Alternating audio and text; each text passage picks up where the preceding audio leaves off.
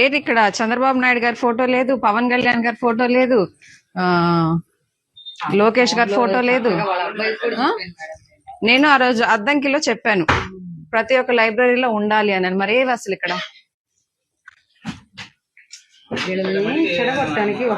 ఏవి ఈరోజు పేపర్స్ ఎక్కడున్నాయి? ఇంటి దగ్గర పెట్టుకుంటే ఎట్లా? ఏమమ్మా ఈరోజు పేపర్ ఏది? ఇంటి దగ్గరే ఉంది మేడం. ఇంటి దగ్గర ఎందుకు ఉండాలి? సాయంత్రం పూట తీస్తున్నా మేడం. ఎందుకని? ఉదయం పూట ఎవరు రావట్లేదు, పిల్లలు కూడా రావట్లేదు, ఇంట్లో పోయాను మొన్న.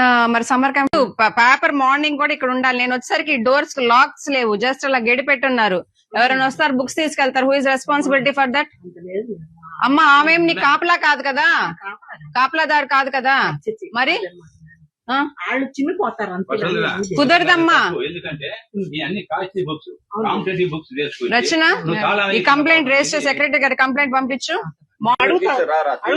చిన్న విషయం అమ్మా, మీ బాధ్యత తీయటం తీసి మీరు కూర్చోండి.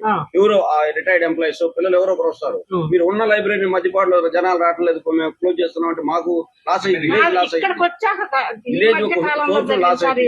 మేడం మేడం నేను ఏనాడు రిపోర్టర్ 2 years అవుతుంది, ఏ రోజు కూడా మిమ్మల్ని నేను చూడాల, ఏ రోజు కూడా అక్కడ చూశాను మేడం. అక్కడ నుంచి రోడ్ ఎక్స్టెన్షన్ లో మీరు ఇక్కడికి వచ్చారు. నేను 10 సార్లు వచ్చాను, నేను 10 సార్లు వచ్చాను. మీరు ఈనాడు ఈవెంట్ వచ్చింది అంటే సిబ్బంది తక్కువగా ఉన్నారు, వీళ్ళు సరిగా తీయలేదు కూడా ఈవెంట్ కూడా ఇచ్చాం. మీరు అక్కడ ఎప్పుడు తీస్తున్నారో అర్థం కాదు. మీరు దయచేసి లైబ్రరీ క్లోజ్ చేస్తామనే మాట దయచేసి అనర్థం. ఎందుకంటే ఊరికున్న సోర్స్ ఒకటి, దాన్ని మీరు చేయొద్దు. మీరు వచ్చి కూర్చోండి, ఎవరో ఒకరు వస్తారు, రాకుండా ఉండరు. పిల్లలు వస్తే నేను చేస్తానంటే అది కరెక్ట్ గా సెంటర్ కాబట్టి అందరూ వస్తుంటారు. మాజీ సర్పంచ్ గారు మీరు 5 లక్షలు ఇస్తే ఇంకా ఏదైనా 4 లక్షలు పడితే మేము ఊళ్ళో చందాలు వేసుకొని దాన్ని పూర్తి చేస్తామమ్మా. ఓకే, నేను మాట్లాడతాను. లేదు మాట్లాడతాం. ఇక్కడైతే కొద్దిగా అంతా ఇప్పుడు ఉంటారు మేడం, ఎవరో ఒకరు స్టూడెంట్స్ లేదా రిటైర్డ్ ఎంప్లాయీస్ ఎవరో ఒకరు ఉంటారు.